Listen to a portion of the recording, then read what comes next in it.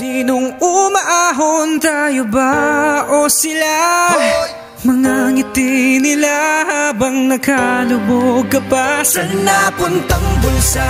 Pinaghirapan kong mga barya, minumulto na ng mga pangako nyo.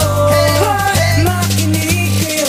Tibay paano na sikmura na ganun? Masarap bang moldasin, hindi naman sa iyong tatong. Kita ng Panginoon, di ka ba takot doon?